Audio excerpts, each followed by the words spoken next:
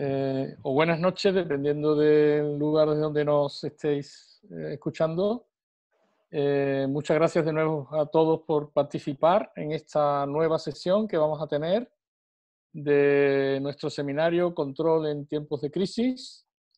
Hoy tenemos el placer de tener con nosotros a Lino Álvarez, Lino José Álvarez Vázquez, por ser más completo, de la Universidad de Vigo, que es el investigador principal de un grupo de investigadores de esa universidad que lleva ya muchos años realizando actividades muy interesantes en el ámbito del control óptimo, dirigidas hacia multitud de problemas aplicados y en particular relacionados con la conservación del medio ambiente. Entonces, bueno, pues para nosotros es un placer tenerlo hoy como conferenciante invitado y nos va a hablar de control óptimo en medio ambiente o environmental en inglés, contra, o, fin, o en frente de control de medio ambiente óptimo. Así que él lo explicará mejor que yo, evidentemente, y os dejo con él para que nos dé ideas sobre lo que hacen en su grupo y sobre los problemas que han recientemente resuelto y algunos que, en fin, que quedan por resolver. Así que cuando quieras. Vale, pues muchas gracias, Enrique, por la presentación. Antes de nada, agradecer a todos los que organizáis esta interesante experiencia y agradeceros que me hayáis invitado para que pueda contar algunas cosas de las que estamos haciendo en el grupo. Bueno, el nombre es Control Óptimo Medioambiental y Control Medioambiental Óptimo. Es decir, lo que vamos a hacer es ver cómo se puede utilizar la teoría de control óptimo de ecuaciones en derivadas parciales aplicado a problemas del medio ambiente para obtener las soluciones optimizadas a esos problemas. Es decir, lo que vamos a ver es que efectivamente pues, las matemáticas pueden jugar un papel, grande, pequeño, dependerá, a la hora de resolver esos problemas medioambientales, tanto para prevenir esos problemas como para paliar los efectos o para tratar de resolver las dificultades. Bueno, antes de nada, yo coordino un grupo ya desde hace más de 20 años, le llamamos el grupo de simulación y control. Esta es la dirección nuestra, el GSC Page, en WordPress, ahí tenemos colgados pues, una serie de nuestra historia a lo largo del tiempo. El grupo lo que trata de hacer es esencialmente esto, ver cómo aplicar la teoría matemática al medio ambiente. Y el grupo está formado, bueno, pues toda esta gente que está aquí, que bueno, son gente de la Universidad de Vigo, donde estoy yo, de la Universidad de Santiago de Compostela, las dos ahí en el noroeste de España, en Galicia en concreto, y también trabajamos con gente de la Universidad de Guadalajara en México. Y lo que hacemos esencialmente es, bueno, una base grande es el control óptimo de ecuaciones en derivadas parciales, pero lo que hacemos es combinarlo, pues de alguna manera más o menos novedosa, con el modelado matemático de los procesos medioambientales, con su simulación numérica, con la optimización, bueno, con distintas técnicas, a fin de llegar al final a algo que sea, digamos, realista, que lleguemos a, como nos enfrentamos a problemas del mundo real, pues queremos llegar a soluciones razonables, vamos a dejarlo ahí. Y lo que nos centramos es en un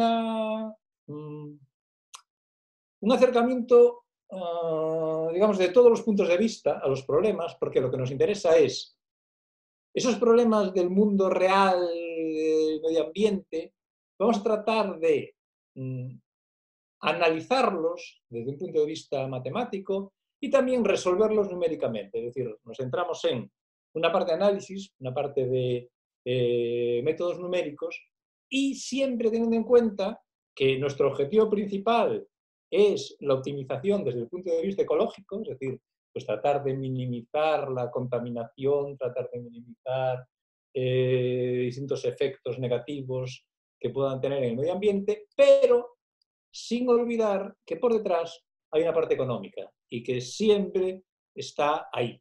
Es decir, nuestros primeros trabajos, por ejemplo, eran sobre dónde localizar plantas de tratamiento de aguas residuales y dónde poner los emisarios submarinos a fin de contaminar lo menos posible los vertidos al mar. Bueno, pues ahí, evidentemente, si se trata mucho los vertidos y se pone que el punto de emisión está muy lejos de la costa, pues eso sería perfecto desde el punto de vista ecológico. Pero siempre hay una contrapartida económica que nos dice que mi presupuesto se reduce a tanto y yo no puedo gastar más que eso, con lo cual yo no puedo depurar todo lo que quiero, porque eso sería un coste económico muy alto, no puedo colocar el emisario submarino allá a no sé cuántos kilómetros, porque eso es un coste de construcción muy grande y un coste de mantenimiento, con lo cual pues hay que tratar de jugar, de optimizar ecológicamente el problema, pero sin descuidar la parte económica que está detrás. Vale. Lo que voy a intentar explicar, si me da tiempo, son 4 problemas en los que hemos trabajado en los últimos 2 años, que bueno, son más o menos los que tengo más recientes. Uno de ellos, el primero, es tratar de estudiar la polución atmosférica en las grandes ciudades debido al tráfico en las carreteras dentro de la ciudad. Un segundo problema, que es tratar de mitigar lo que se llaman las islas de calor urbano, que son, bueno, pues, que dentro de las grandes ciudades hay unas zonas, generalmente en el centro de la ciudad, donde la temperatura es de manera habitual varios grados mayor que en la parte que lo circunda. Entonces, bueno, pues cómo instalar zonas verdes para tratar de mitigar esos efectos. Un tercer problema, que es cómo evitar la eutrofización de las aguas, de las grandes masas de aguas. Yo que sé, tengo un embalse, un lago, de donde cojo agua para el consumo diario, para regar, para distintas actividades, y eso a veces por el exceso de nutrientes, normalmente nitrógeno, fósforo, pues aparecen lo que se llaman los algal blooms, esas explosiones de algas, que hace que el agua se ponga verde y por lo tanto no utilizable. Bueno, pues cómo tratar de evitar esos procesos de eutrofización y utilizando lo que vamos a llamar la recirculación artificial, que es tratar de hacer un movimiento del agua para evitar eso mediante la oxigenación natural del agua. Y un último problema, que es cómo tratar de evitar, cómo eliminar los metales pesados de los vertidos industriales, utilizando algo completamente natural, que es el cultivo de algas. Pues como estos pues pueden ayudar a eliminar los metales pesados del agua. Y los 4 problemas que voy a intentar contar, pues la estructura va a ser siempre la misma. Yo tengo mi problema real, tengo que darle una formulación matemática, tengo que plantearlo como un problema de control óptimo, que voy a tratar de estudiar desde el punto de vista teórico si tiene solución o no, si está bien plantado o no, e incluso en ocasiones si puedo encontrar unas condiciones de optimalidad que me caractericen esa solución óptima, y finalmente pues ver resultados numéricos de cómo se puede llegar a algo tangible que me diga por la solución, una posible solución al problema sería esto. Entonces la estructura en los 4 problemas pues va a ser prácticamente la misma.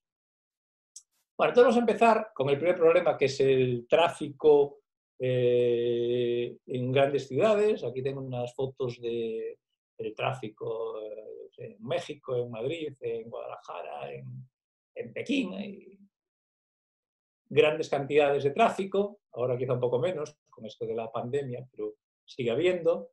Y una consecuencia directa es pues, que esta cantidad de tráfico grande produce una gran contaminación que normalmente en las grandes ciudades se acumula encima, sobre todo si está rodeada de montañas o hay pocos vientos, entonces se forma esa especie de nube de smog encima. Esto sería Madrid, esto es Guadalajara, porque es donde lo hemos hecho. Entonces, ya que trabajamos con profesores de allí, pues lo hemos hecho allí. Y bueno, tratar de ver cómo evitar esto, cómo paliar, cómo reducir lo más posible este fenómeno. Entonces, bueno, primero, tratar de plantear una formulación matemática. Imaginemos que la ciudad es este rectángulo de aquí, no tiene que ser rectangular, vamos a ver un ejemplo, tiene una forma no regular, y tenemos una serie de carreteras, que son estos segmentos que aparecen aquí, con unas direcciones donde hay unos puntos de entrada del tráfico, que serían estos, hay unos puntos de salida, que serían estos, y hay unos nodos internos donde entran una serie de carreteras y salen otras. Y se distribuye el tráfico. Entonces, yo tengo mi dominio en R2, en la superficie de la ciudad, y tengo una serie de carreteras que aquí, por simplificar, le hemos puesto segmentos rectos, pero que pueden ser curvas, porque al final lo que hacemos es parametrizar.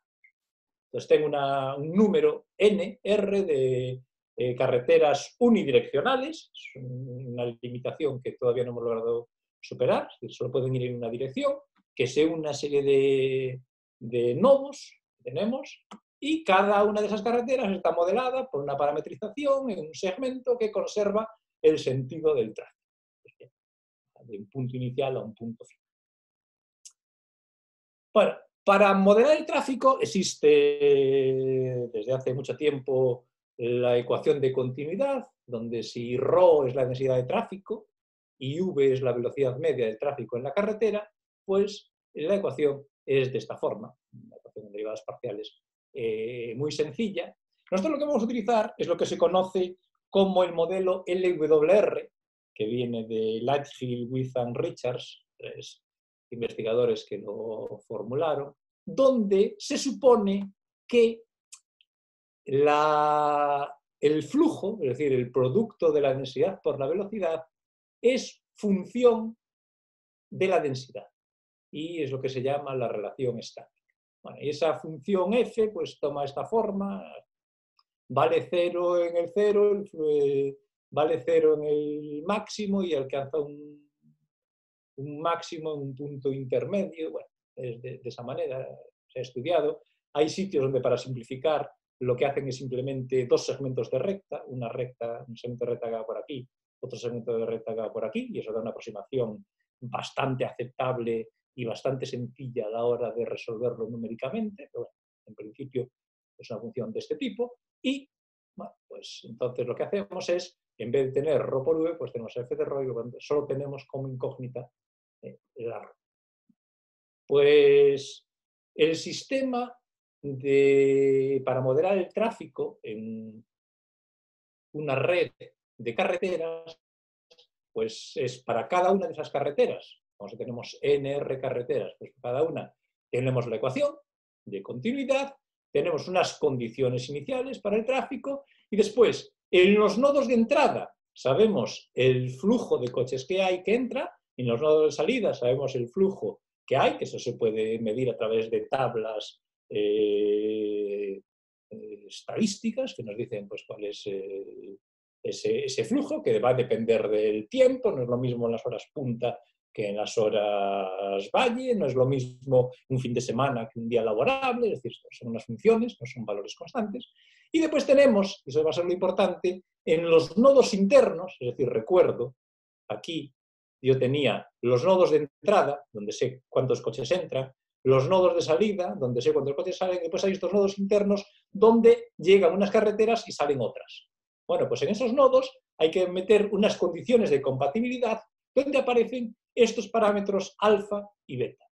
Los parámetros alfa se corresponden con las preferencias de los conductores al llegar a un nodo. Es decir, Este alfa JLK lo que dice es, cuando el coche llega al nodo J, proveniente de la carretera L, ¿cuál es el tanto por ciento de coches que quiere ir a la carretera K? Digamos. Entonces, eso es, digamos, las intenciones de los conductores. Cada uno pues, llega aquí y quiere ir por esa otra. Y después hay los parámetros beta, que son las capacidades, lo que permite entrar. Y sería dentro de, cuando llegamos al nodo J, cuántos de los coches que provienen de la carretera K pueden entrar en la carretera L. Y esto tiene que ver normalmente con la regulación de los semáforos. Es decir, los semáforos pues, dan preferencia a unas entradas sobre otras, unas tienen más tiempo, otras tienen menos. Bueno, pues estos son los parámetros alfa y beta que van a jugar un papel importante. Bueno, eso es en cuanto a cómo modelar el tráfico en la red viaria, y ahora tengo que modelar la polución que provocan estos coches. Entonces es una ecuación clásica de convección, difusión, reacción, donde aparece V, que es importante, es el viento es el que va a llevar la polución de un lado a otro, y donde el segundo miembro, el factor de entrada, tiene que ver con una medida de radón que viene a ser como una especie de delta de Dirac distribuida sobre las carreteras. Que me dice pues, que en esas carreteras, que son esas líneas que aparecen por ahí, pues la polución va a ser proporcional al flujo de coches que atraviesen por ellas y a su velocidad, bueno, a esos parámetros que hemos calculado en el anterior. Bueno, la primera parte es ver que efectivamente este modelo está bien planteado. Y para ello lo que tenemos que hacer es acoplar las dos cosas. Entonces, lo que hemos logrado demostrar es, uniendo resultados ajenos, como este primero, con resultados propios, pues que el modelo de tráfico tiene una solución que es continua en tiempo y L1 en espacio, pero eso nos llega, en principio, y que con este segundo miembro que se obtiene a partir de esta ρ, de esta densidad, el modelo de polución tiene también solución única, que es LR en tiempo y W1P en espacio, con una R y una P, pues, que verifica unas ciertas condiciones ahí. Pero bueno, podemos obtener que hay una cierta solución en un sentido débil, podemos decir. Entonces, bueno, una vez sabemos que nuestro sistema de ecuaciones de estado está bien planteado, podemos salir de un problema real. Y este es el primer problema que estudiamos, que es, imagínense que tenemos esta es la ciudad de Guadalajara, en México, y estas son las principales carreteras que hay. Hay otras muchas más, pero bueno, estas son las que tienen más tráfico. Pues, por ejemplo, aquí tenemos puntos donde entran, puntos donde sale el tráfico, puntos intermedios donde se unen distintas carreteras. Y lo que se detectó es que en estas dos carreteras de salida de aquí, esta que están aquí, había una gran concentración de polución. Y entonces la idea es, vamos a construir una nueva carretera, que sería esta que viene por aquí, esta que viene por aquí, que se unen las dos, esta nueva, donde aquí hay una carretera que conecta, que es externa ya, que ya está construida. Entonces es tratar de cuál es la mejor caracterización de esta carretera, es decir, encontrar de dónde, de qué puntos tiene que salir de aquí, en dónde se va a unir y cómo va a hacer, es decir, cuál es el diseño de esta nueva carreteras, para que la contaminación, que era muy alta en estas dos carreteras de aquí, que están en rojo, pues sea ahora reducida y se diluya de alguna manera, digamos, con el mismo tráfico que antes. Es decir, que reduzcamos la contaminación manteniendo el mismo tráfico. Es decir, no modificamos el tráfico. Entonces, bueno, pues evidentemente lo que tengo que encontrar es el punto aquí donde empieza la nueva carretera y el punto aquí donde empieza la nueva carretera. El punto intermedio donde se unen las dos y que construyeron la tercera carretera que iría hasta aquí. Entonces, este punto pues tiene unas restricciones de que tiene que estar en una determinada zona, esto tiene que estar aquí en este segmento de carretera, esto tiene que estar en el otro segmento, bueno, una serie de restricciones. Después también tengo que determinar qué preferencia le doy aquí en los semáforos a cuántos coches permito ir en la carretera antigua cuántos hago que se desvíen a la nueva, lo mismo aquí, lo mismo aquí, lo mismo aquí, pues en el punto de unión, pues cómo hago para que los coches que vengan aquí salgan ahí de una manera aceptable, para que no se produzcan atascos en ninguna de las dos.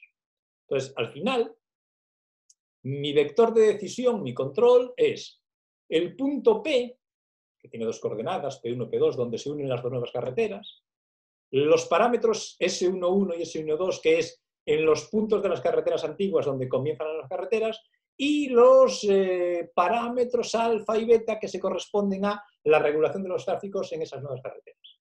Entonces defino aquí un conjunto admisible, pues que el punto P donde se unen está en una determinada región, ahí he puesto un rectángulo, pero no tiene por qué ser un rectángulo, con que sea un convexo me llega. Los puntos S1 y S2 donde parten las carreteras tienen que estar en las viejas carreteras, y los alfa y beta, como son las probabilidades, pues tienen que estar entre 0 y 1. Entonces este va a ser mi punto admisible, y yo lo que quiero minimizar es la media de la contaminación. Aquí está hecho la contaminación en todo el dominio omega, pero también lo hemos hecho en otros casos, la contaminación en una zona concreta. Una zona que tenga más interés, donde queramos reducir la contaminación, pues, en vez de ser el dominio entero omega, pues cojo aquí un dominio D que es una parte de omega.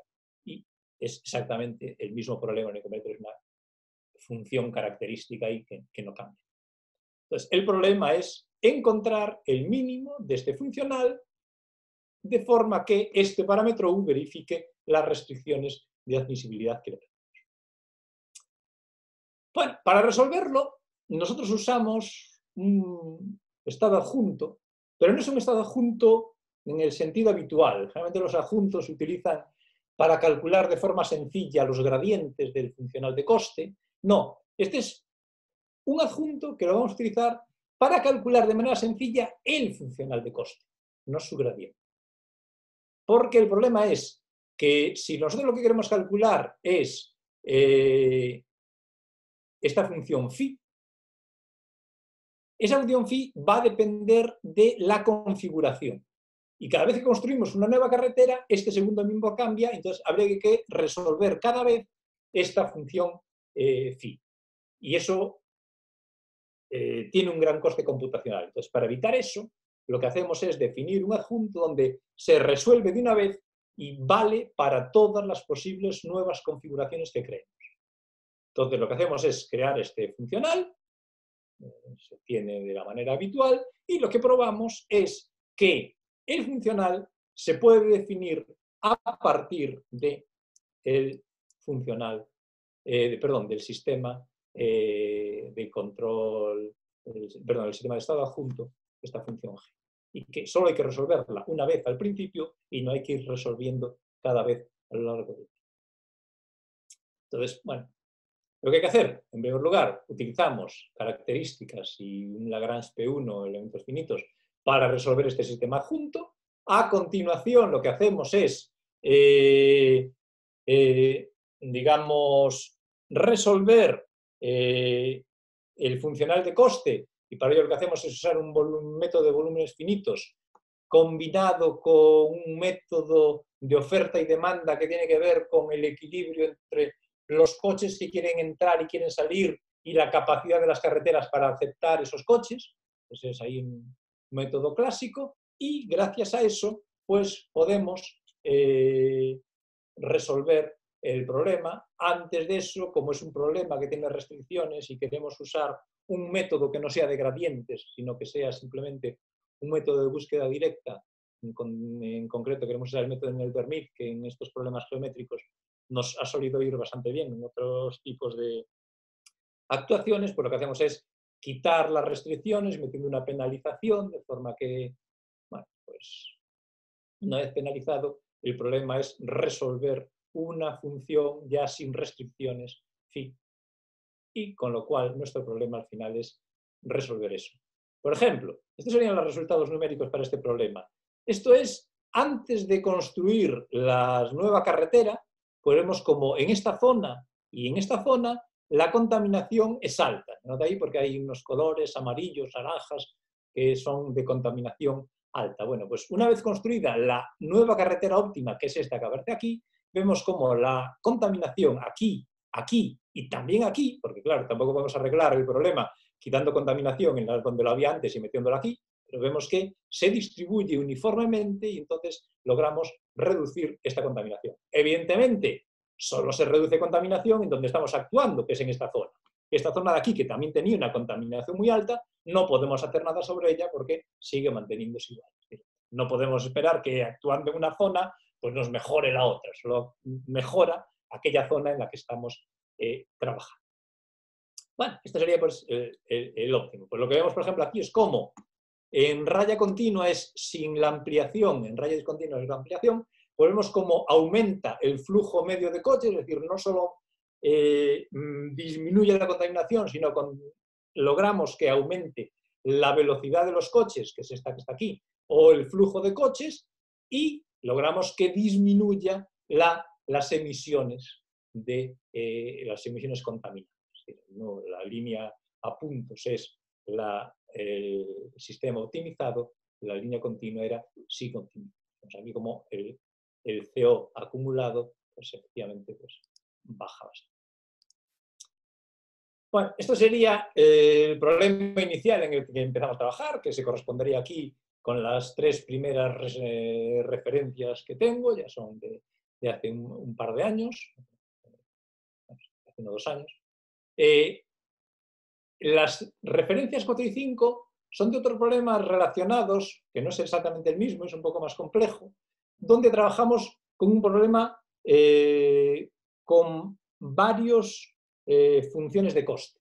Es decir, es un problema multiobjetivo, donde aparte de poner un coste ecológico, digamos, de tratar de minimizar la contaminación, ponemos un coste de tráfico, podemos llamarlo, donde lo que tratamos es de optimizar el tráfico en la vía, es decir, pues reducir los tiempos de viaje, aumentar la velocidad media, es decir, tratar de que funcione mejor y evitar esos atascos donde los coches están parados durante mucho tiempo, que eso tiene un gran coste,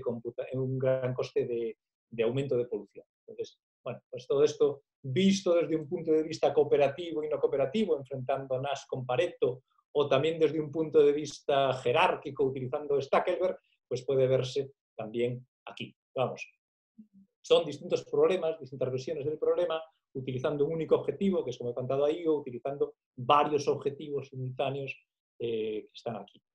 Esto es lo que hemos hecho. ¿Qué no hemos hecho? Bueno, pues tenemos un problema esencial y es que solo podemos trabajar con carreteras unidireccionales.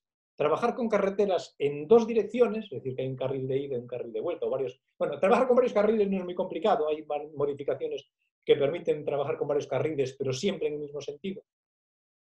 Trabajar con carreteras bidireccionales es mucho más complejo.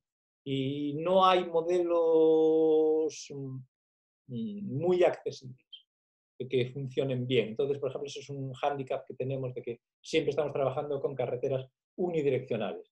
Hemos intentado poner 2 carreteras paralelas, una en un sentido, otra en el otro, pero eso da problemas en las intersecciones y, bueno, no es muy sencillo de hacer. Entonces, bueno, hasta ahora hemos trabajado siempre con unidireccionales.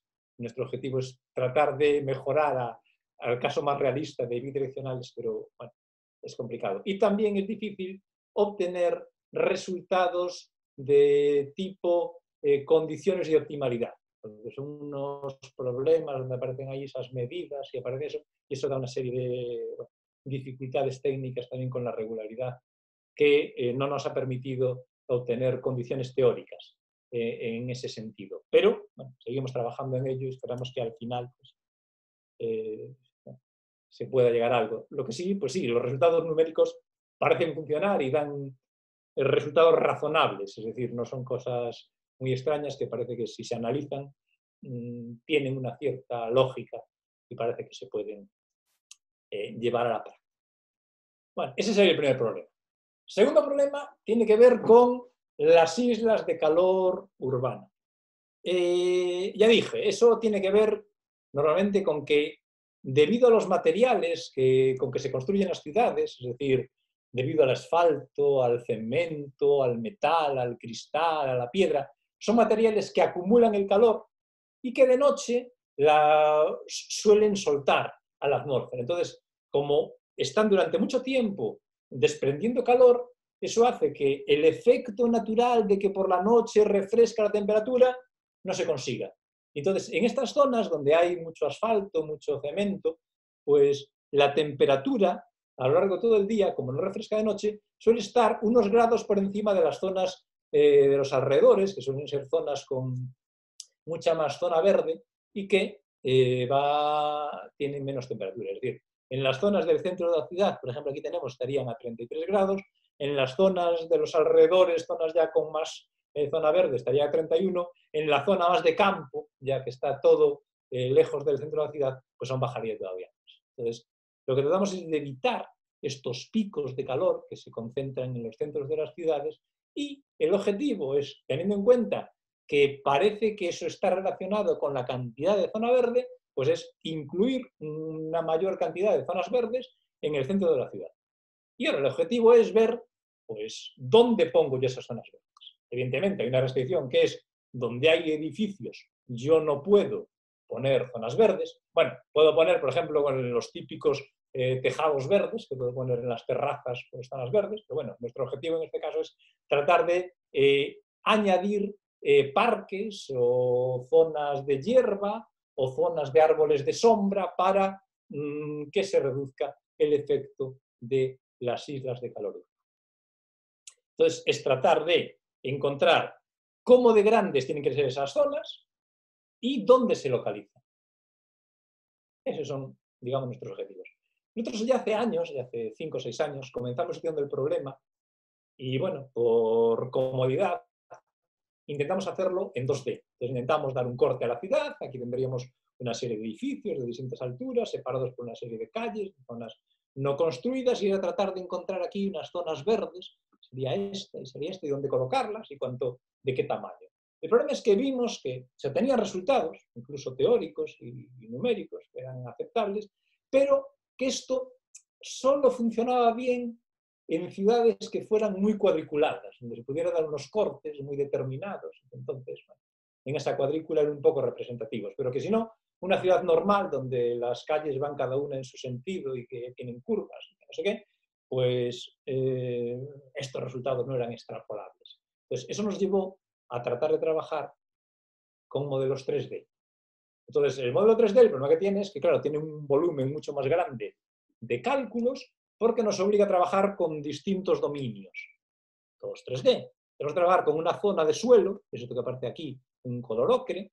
Tenemos que trabajar con los edificios, que son estos que aparecen aquí, en un color gris oscuro. Tenemos que trabajar con la capa de aire que está encima de los edificios, que es esto que está aquí en gris claro. Y después con unas zonas verdes, que serían estas zonas verdes que aparecen aquí. Entonces, pues tenemos que tratar de resolver esto. Y nuestro objetivo es ver estas zonas verdes, dónde se ponen y de qué tamaño. Esencialmente ese es el objetivo que queremos. Bueno, el sistema de ecuaciones de estado se complica mucho porque tenemos que trabajar con una ecuación de la velocidad del aire, porque el viento aquí es fundamental para la temperatura. Es una ecuación de Navier-Stokes, incompresible, con un segundo miembro que depende de la temperatura, unas condiciones iniciales, condiciones de contorno. Tenemos que tener como una ecuación de la temperatura del aire, que es una ecuación del calor con convección, y donde las condiciones iniciales y de contorno pues tienen que ver con cómo hay intercambio de calor entre el aire y los edificios, entre el aire y el suelo, y ahí vienen datos todo por convección. Pero después, cuando nos metemos en la ecuación para la temperatura del suelo, que es una ecuación del calor habitual, pues ahí, por ejemplo, en la transferencia de calor entre el suelo y el aire, aparece una condición de radiación que se modela a través de estas condiciones de Stefan Boltzmann y que son altamente no lineales porque a veces la temperatura es la cuarta y eso pues da una serie de problemas porque nos obliga a trabajar, hay un L5, bueno, teóricamente se complican bastante las cosas. Y lo mismo cuando trabajamos con la temperatura de los edificios. Pues si diferenciamos entre los tejados, que suelen ser de unos materiales, y las paredes, que suelen ser de otras, pues entonces la transferencia entre el aire y los tejados, el aire y las paredes, pues tienen también esos términos que se corresponden con la radiación. Entonces, bueno, es un sistema de ecuaciones acopladas, complejas, no lineales, que nos obligan a trabajar en unos espacios funcionales que son esencialmente del tipo H1 en espacio, pero que tienen que tener en la frontera una regularidad L5 para que tenga todo sentido. Bueno, y con un poco de trabajo se logra demostrar que efectivamente, pues, con unas ciertas condiciones de regularidad no muy extrañas, pues se obtiene que efectivamente hay solución en un sentido débil y que además verifican unas acotaciones de forma que esas soluciones están acotadas por las condiciones iniciales y por los segundos, que no es tampoco extraño. Bueno, una vez tengo este sistema, lo resuelvo, para ello pues utilizo características, elementos finitos, para las no linealidades utilizo método de punto fijo, para la parte de Stokes, pues los métodos estándar para Stokes, bueno, y al final se puede lograr una discretización. Entonces, nuestro objetivo, pues plantear el problema de control. El objetivo es encontrar dónde se localizan esas zonas verdes, imaginaos que quiero colocar M zonas verdes, dónde se localizan y qué tamaño tienen. Para simplificar voy a suponer que son rectangulares. Eso tiene una ventaja, no hace falta que sean rectangulares, puede ser cualquier forma que sea convexa y que dependa de unos parámetros, pueden ser circulares, pueden ser de ese tipo, pero bueno, dada la habitual distribución más o menos rectangular de las ciudades, pues el rectángulo es lo más habitual. Y lo bueno de un rectángulo es que viene perfectamente determinado si conozco dos vértices opuestos. Entonces, si yo conozco un punto, un vértice, P1 y P2, y conozco su vértice opuesto, que es este otro que está aquí, es decir, conociendo 4 coordenadas, tengo perfectamente determinado mi rectángulo. Entonces, si yo lo que quiero es localizar M rectángulos, pues al final tengo que tener 4M coordenadas. Eso va a ser mis variables de control. Objetivo, pues lo que quiero minimizar es la temperatura del aire que está en contacto con los edificios. ¿Por qué? Bueno, porque el aire que está en contacto con los edificios es el aire que se utiliza para que entre y que dé calor o frío a los edificios y que tiene que ver con el gasto de aire acondicionado dentro del edificio. Entonces, al final viene a ser como una especie de funcional energético. Quiero minimizar la energía que se gasta en el aire acondicionado para refrigerar esos edificios. Eso tiene que ver, ya digo, con la capa de aire que rodea justamente al edificio. Lo que trato es de minimizar la temperatura del aire alrededor de los edificios, a través de este funcional que está ahí explicado cómo se hace. Y bueno, las restricciones, bueno, pues una serie de restricciones lógicas, digamos, pues que yo tengo una serie de localizaciones posibles, es decir, yo no puedo poner una zona verde donde hay un edificio porque no voy a tener el edificio, entonces hay una serie de localizaciones. Las zonas verdes tienen que tener una superficie limitada tanto por abajo como por arriba, es decir, no voy a hacer una zona verde de 1 metro cuadrado, va a tener un mínimo de no sé cuántos metros cuadrados y tiene que también tener un máximo. No puede estar más de una zona verde en cada zona admisible, no puede haber zonas verdes que intersequen distintas zonas admisibles, bueno, distintas restricciones, pero bueno, que son, digamos, relativamente lógicas, que no son cosas extrañas. Y de esa manera, lo que trato de hacer es calcular el mínimo funcional de coste, donde esas variables de diseño tienen que verificar todas esas restricciones que tenía ahí, que decía pues, que no pueden solaparse, tienen que tener una superficie mínima y máxima, bueno, esas cosas. Y donde pues, las funciones son solución de mi sistema. Esto se traduce, si se reformula de una manera adecuada, introduciendo una variable discreta, una variable binaria, 0,1, de cuándo en una zona admisible hay o no zona verde, pues esas variables sí, pues se traduce en un problema de programación no lineal mixta, donde hay variables enteras y variables continuas. Pues se puede escribir así, y lo que hemos probado es que si fijamos la variable discreta, la variable binaria y, pues al final el problema que resulta de calcular la variable continua se puede formular como un problema de control óptimo que se corresponde con este problema de programación no lineal.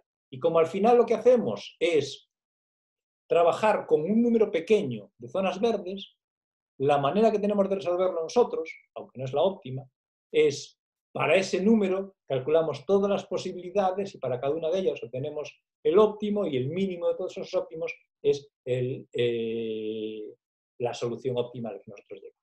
Esto funciona bien cuando el número de zonas verdes es pequeño, vamos a ver aquí con una o con dos zonas verdes, pero claro, si tengo que poner 20 zonas verdes, pues calcular todas las posibilidades para esas 20 zonas verdes es prácticamente imposible. Entonces, este método no valdría si habría que meterse en un problema, en cómo resolver pues, por métodos de poda o por métodos adecuados estos problemas mixtos de programación. Pero ahí tenemos que efectivamente para cada variable discreta se puede encontrar una solución óptima que minimizando todas se llega a la solución del problema de control. Eso es a lo que llegamos. Entonces, ¿cómo resolver cada uno de ellos? Pues tenemos que discretizar la función de coste, que es simplemente resolver numéricamente ese problema, y después tenemos que calcular el gradiente, porque aquí sí que usamos un método de gradiente, que se puede utilizar o bien usando el estado adjunto o bien usando los linealizados. Uno se resuelve una vez, pero es un sistema muy grande, otros se resuelven muchas veces, una para cada paso de tiempo, y son sistemas pequeños. Entonces, todo dependerá de si el número de pasos de tiempo es grande o pequeño, compensa uno, compensa otro. Entonces, resultados numéricos. Bueno, pues aquí tengo, este sería el suelo, estas zonas violetas es donde están estos 4 edificios que tengo aquí, y esta es la capa de aire que está por encima. Tenemos ahí cuántos serían los vértices que tenemos en cada uno de ellos. Esto sería la planta del suelo, estos son los 4 edificios en gris oscuro, y aquí tendríamos las zonas posibles. Puedo poner una zona verde en este rectángulo, otra zona verde en este rectángulo, otra en este rectángulo, así, en los 9 posibles localizaciones. Y lo que vamos a resolver es el caso, bueno, los otros casos más sencillos. Si tengo que poner una zona verde, pues tengo que poner 2 zonas verdes. Entonces serían todos los datos, los parámetros. Bueno, y aquí serían los resultados numéricos. Si tengo que poner una zona verde, bueno, no he dicho, el viento entra por este lado de la izquierda y sale por este lado de la derecha. Por eso aquí la zona verde se desplaza un poquito hacia aquí y no está completamente simétrica. Porque el viento que entra refresca, entonces donde importa más es poner la zona verde hacia la zona de la derecha. Pero bueno, como veis aquí da una cosa completamente simétrica, que sería una zona verde. Cuando hay 2 zonas verdes, pues estas serían las localizaciones y los tamaños óptimos. Aquí hay una más grande en la zona del medio y otra más pequeña aquí. Hay otra solución, que es la simétrica, esta zona en vez de aquí abajo, aquí arriba, pero que no la pongo porque es lo mismo. Es simplemente un problema de que el problema es completamente simétrico, entonces aparecen 2 soluciones que son simétricas también. Pero bueno, esta es una de ellas, la que sería con la zona de verde abajo. Y entonces serían, fijaos, hay una restricción que tampoco lo he dicho, y es que la zona verde total está fijada. Entonces, la suma del área de esta zona verde y de esta zona verde coincide con el área de esta zona verde de aquí sola. Es decir, que yo tengo un presupuesto para plantar no sé cuántos metros cuadrados de césped, y eso quiere decir que o pongo una zona verde sola o pongo 2 zonas verdes. Y nuestro objetivo era saber, ¿y qué es mejor? ¿Una zona verde grande o 2 zonas verdes más pequeñas distribuidas? Bueno, pues eso lo vimos aquí. Si pintamos, aquí no se ve demasiado, esto sería la temperatura en la superficie de los edificios. Por ejemplo, si nos fijamos en este techo de aquí, esto es sin ninguna zona verde, que está más rojo, con una zona verde ya está un poco menos rojo, y con 2 zonas verdes, como vemos, baja un poco la temperatura. Y lo mismo puede pasar en todos.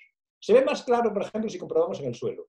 En el suelo, si hay una zona verde que se corresponde con esto, la temperatura ahí claramente baja. Si hay 2 zonas verdes, aquí baja menos, pero también baja más aquí.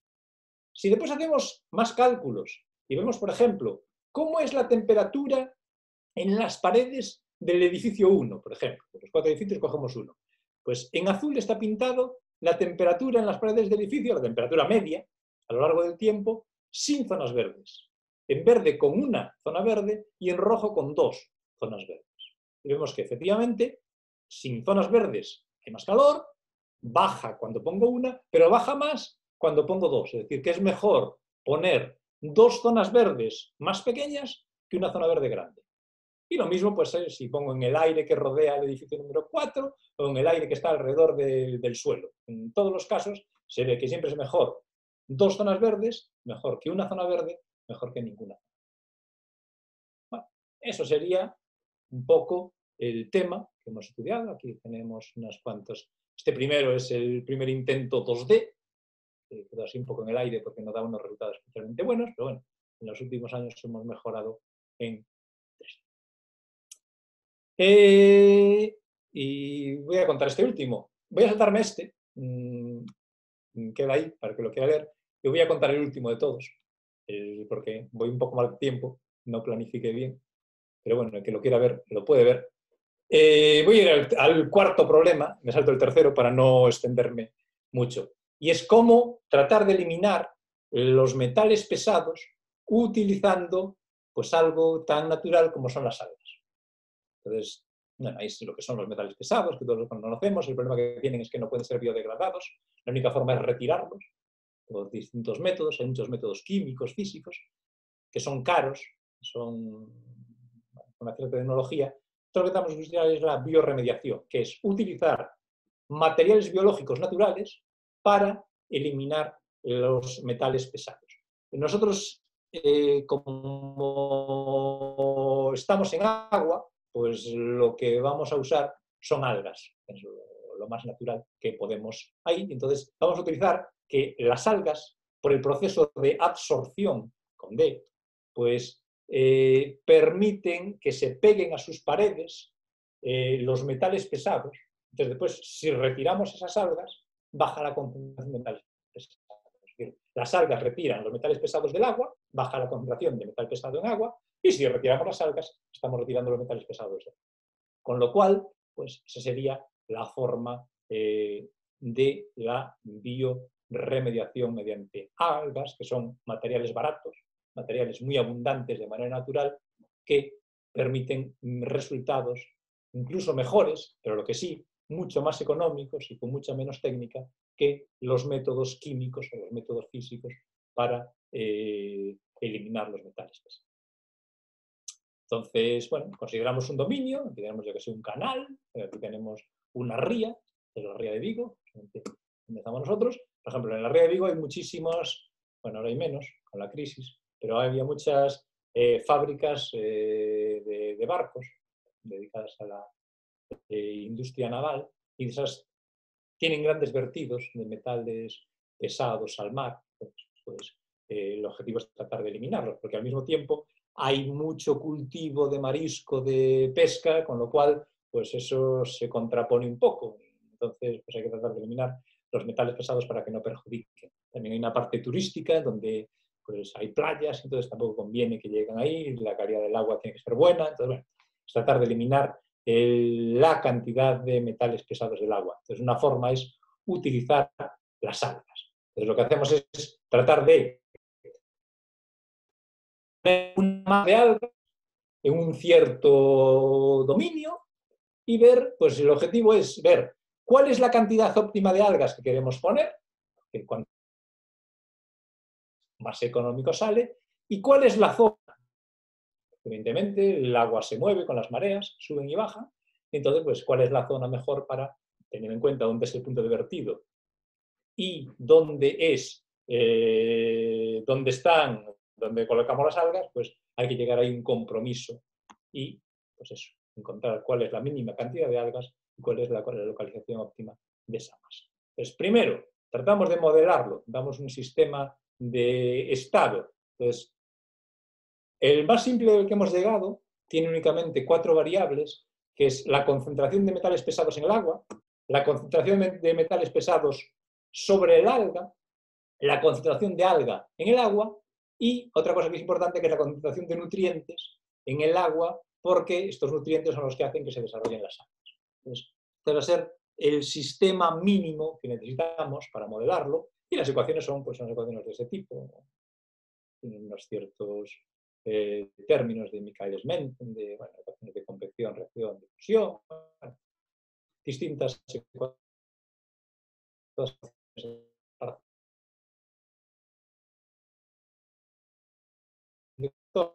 Ya tenemos en azul pintado, pues en la concentración de algas que se está, añadimos en la localización K una cantidad a tilde. Entonces, nuestro objetivo es encontrar esta tilde, cantidad de agua de algas que añadimos, y esta K, que es donde. Bueno, probar que con condiciones normales, de hipótesis habituales, las 4 variables están en L2 en tiempo, H1 en espacio, son positivas y están acotadas, tienen mucho problema, y tratamos de discretizar esto, discretizando en tiempo, discretizando en espacio, con diferencias finitas, con elementos finitos, y lo resolvemos utilizando, pues usamos FreeZen para resolver numéricamente el problema. Lo hemos planteado sobre la ría de Vigo, ya digo, porque hay ahí varias factorías navales que tienen grandes vertidos de aguas con metales pesados, de pinturas, de tratamientos de los metales, estas cosas. Entonces, bueno, pues era un caso interesante. Y aquí tenemos, por no alargarme, cómo sin poner algas la concentración de metales pesados es grande, este es el punto de vertido, como al poner algas ahí, pues la concentración de metales pesados disminuye mucho.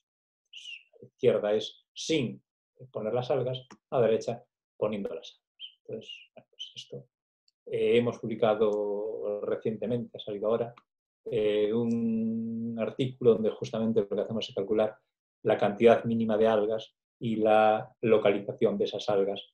Para ello, pues tenemos algunos resultados en este artículo que ha salido ahora recientemente. Pues, tenemos justamente el control óptimo de ese problema. Los anteriores eran más de simulación numérica. Bueno, y hasta aquí he llegado, porque es que si no me extiendo demasiado y no hay posibilidad de que nadie me pueda preguntar nada. No sé si ha quedado claro. Bueno, a lo largo de toda la presentación hay puntualmente distintas referencias, que si alguien quiere verla, y si no, todas las referencias se pueden encontrar en esta, que es la página de nuestro grupo. Está en WordPress, y ahí se puede encontrar, pues, en qué trabajamos, cómo contactar con nosotros, las distintas publicaciones y todo eso. Y le devuelvo a Enrique como moderador, por si quiere Muy bien, decir. pues muchas gracias, muchas gracias. Y bueno, vamos a empezar con un turno de preguntas y de comentarios, o sea que si queréis hacer algún comentario, pues podéis hacerlo o bien a través del chat o bien yo le daré la voz a quien me lo pida. ¿Algún comentario? Bueno, yo quería preguntar o comentar si sí se ha puesto en práctica estas propuestas. No. No. No, claramente no. Siempre estamos en conversaciones con las administraciones locales de si se pueden llevar a la práctica, pero todo, como las cosas van funcionando, muy reacios a cambiar nada. A cambiar nada. Y además no se fían de los matemáticos.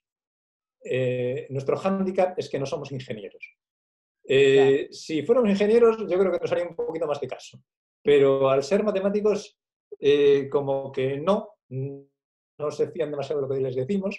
Y entonces, pues, por ejemplo, nosotros lo que hicimos al principio, que era dónde localizar los emisarios submarinos en la ría de Vigo, se lo acabaron contratando a agencias que hacían, al final, yo creo que cosas peores que las que hacíamos nosotros, pero que, bueno, como eran de ingenieros, les daban una cierta seguridad y a nosotros no nos hacían caso ninguno. Y así nos ha pasado. También nos es muy difícil conseguir datos reales. Claro. Es decir, tratar de validar si lo que nosotros obtenemos es real o no, si tiene sentido o no, para nosotros es muy difícil, porque que alguien desde la Junta, desde el Ayuntamiento, de donde sea, nos permita acceder a datos de cuál es la contaminación o qué pasaría, no sé qué, eso para nosotros es casi imposible. Ya lo hemos intentado varias veces y al final casi ya hemos renunciado a no llegar a esto porque siempre es un no. Qué pena. Entonces, yo creo que es una pena porque yo creo que se puede utilizar las matemáticas para resolver problemas, pero no nos ven como posible solución. Claro, claro. Mariano Mateo se está levantando la mano. Muy bien. ¿Le das voz? Sí. Estoy intentando. A ver, ahora... Ya está. Vale. Hola, Lino, ¿qué tal? Hola, Mariano, ¿qué tal?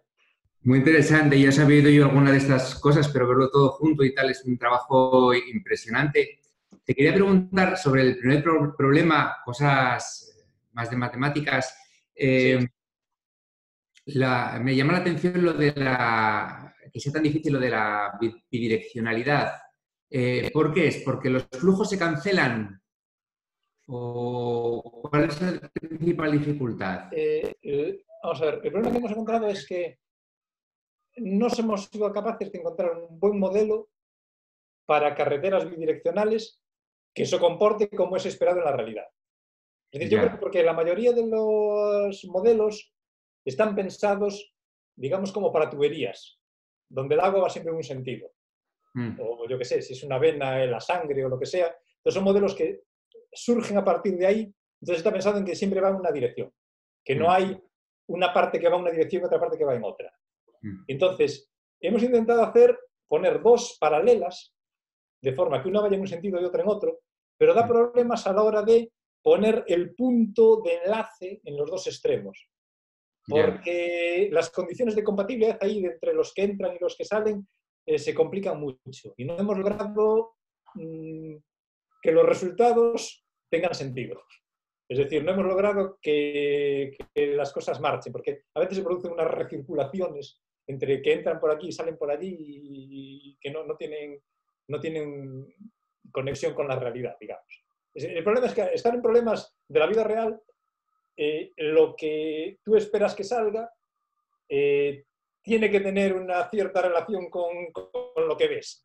Y entonces, a lo mejor, teóricamente podrías pensar que eso funciona, pero después si lo comparas con lo que pasa en la realidad, ves que no se parecen nada.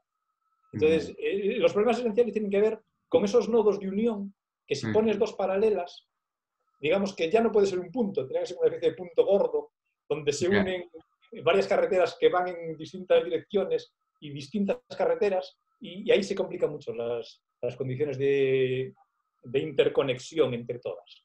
Ya. ¿Y habéis probado con un nodo fantasma, por ejemplo, en la carretera de vuelta? Sí, hemos intentado algunas cosas, pero nunca hemos llegado a nada que nos convenciese. Claro, es que, por ejemplo... Está completamente abierto, es decir, que eso... En el esquema el que estás mostrando ahora, por ejemplo, A10 y A11 puedes volver al mismo punto utilizando A9, A7 y A5. Sí, o sea, por carreteras distintas sí puedes. Claro, pero el problema es intentar meter aquí, en la misma carretera, que vayan coches en el sentido contrario. Claro, por eso te digo, en A11, por ejemplo, poner un nodo fantasma para la vuelta. Meter en el... O sea, tú tienes la 11 así. Pues para volver, no volver por una paralela, sino poner a 13 y hasta otra vez, hasta la intersección de A2 y A11. Volver con un nodo fantasma. Y ese serían dos carreteras, a lo mejor, digo yo, no lo sé. Sí, no, se podría intentar, no lo sé. Nosotros, ya digo, ahí nos hemos quedado un poco parados en no obtener resultados congruentes, digamos. Luego, sí, se puede intentar a lo mejor un nodo fantasma, pero el problema es que si pones un nodo fantasma, si después quieres trabajar, por ejemplo, con los tiempos que lleva el viaje, al no ser una carretera real, sino una imaginaria, no se corresponden con el tiempo real de transporte. Bueno, no sé. Se podría intentar. Pero bueno, yo agradezco si alguien quiere trabajar en estas cosas y probar a ver cómo se puede hacer, yo estaría encantado. La cantidad, yo creo que está en la transparencia siguiente, donde definís la ecuación en derivadas parciales, la cantidad está, no, la más... Aquí. La siguiente, donde definís la phi, el sistema de ecuaciones en derivadas parciales. Esto, bueno, hay un transporte, un tal... luego minimizáis la media de phi en vez del valor absoluto de phi. ¿Tenéis alguna cosa? O sea, en la práctica phi va a ser positivo, la polución, pero ¿puede haber algún problema que haya phi negativo?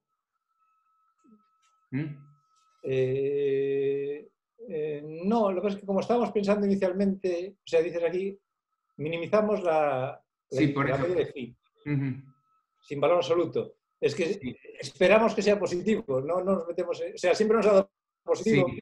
Claro, la práctica sí, como pero... partimos de unos datos iniciales positivos y en realidad la contaminación aumenta, pues siempre nos ha aumentado. Entonces, nunca hemos llegado a positivo. El phi es porque no logramos que esté en L2 en espacio. Entonces, tenemos que conformarnos con un L1. Claro, y no podemos hablar de un phi al cuadrado. Bueno, son problemas de... Claro. Es que hasta donde llegamos, de regularidad. Complica bastante luego las cosas para la optimización. Bastante. Sí, complica. Y para la práctica tiene que ser muy difícil. Estoy pensando, sí. Para obtener resultados de existencia, de condiciones de optimalidad y tal, pues complica ahí las cosas. Pero o sea, quisiéramos poner aquí, poner un phi al cuadrado, pero no podemos, porque entonces deja de tener sentido, porque no somos capaces de encontrar que esté en L2. No, claro, con el dato ese que tenéis. Bueno, sí, no, porque lo que conseguimos es que este P nunca llega a 2, que se queden siempre a menos de 2. Entonces, aquí tuvimos que conservarnos con la media de phi, sí. Vale. Entonces, bueno, pues, ya digo, es el problema de trabajar con problemas reales, es decir, que no puedes decir, pues voy a suponer que no sé qué. Claro. Tienes lo que tienes y no puedes decir, voy a suponer que mi vaca es este punto redondo y no sé qué. Tú tienes eso y no puedes suponer. Es decir, cuando trabajas con problemas abstractos, pues puedes suponer mucha regularidad y puedes suponer todas las condiciones que quieras, pero aquí no puedes suponer que la vaca es cuadrada. La vaca es la vaca con su forma y no puedes hacer otra cosa. Entonces, tienes que tratar de lidiar con lo que puedes, con lo que tienes. Muy bien. Y el problema que tenemos muchas veces es eso, que no tenemos regularidad suficiente para poder obtener resultados teóricos aceptables. Entonces, numéricamente las cosas marchan, pero a la hora de intentar encontrar que efectivamente tiene una solución o que la solución es única o que hay una condición necesaria o suficiente de optimalidad, de primero, de segundo, no sé qué, enseguida topamos con el límite este de hasta esta regularidad hemos llegado y de ahí no podemos pasar. Entonces, bueno, en esas estamos. Por eso hay partes que están muy abiertas, que numéricamente sí se tienen, pero que están abiertas desde el punto de vista teórico porque no hemos llegado a más. Muchos problemas de estos, desde el punto de vista matemático riguroso, nunca se habían tratado. Es decir, sí hay ensayos desde el punto de vista de la ingeniería pues vamos a tratar de encontrar entre estas tres soluciones cuál es la mejor. O vamos a tratar de optimizar así entre comillas algo. Pero no es una optimización en este sentido, sino que es eso de, pues yo pruebo en 4 y digo, pues el mejor es este. Pero no en el sentido de encontrar cuál es el óptimo sin partir de unos requisitos previos, de unas situaciones previas, sino de, entre todas las posibles soluciones, encontrar la que es mejor. Eso no se había hecho y el problema esencial son cómo plantear el problema para que tenga una regularidad mínima que te permita obtener algo, que ese es el gran problema nuestro. Que siempre nos quedamos por debajo de la regularidad deseable para poder hacer cosas. Sí, creo que hay algunos trabajos recientes del grupo de Hinz, alemán, donde trataban algún problema, y también de gente, estoy pensando, hay gente de Ecuador que hacen control con Juan Carlos de los Reyes, que también habían tratado algún problema con esta poca regularidad, el RW1P con RIP pequeños, hay algún resultado teórico, los buscaré. Sí, sí, sí, me imagino que sí, pero... Porque bueno, si nosotros también están en una andamos... condición de optimalidad, aunque sea, bueno, pues podéis incluso, una vez que tengas un gradiente, siempre mejora las cosas, aunque sea complicado de calcular. Sí, lo que pasa es que en algunos casos ni siquiera somos capaces de llegar al gradiente. Por eso. Sin algún problema hemos tenido que conformarnos con hacer métodos sin derivadas para optimizar, sí. No, claro. porque calcular gradientes, incluso numéricamente, era monstruoso. Era una cosa... Bueno, muy bien, gracias. Muy bien, muchas gracias.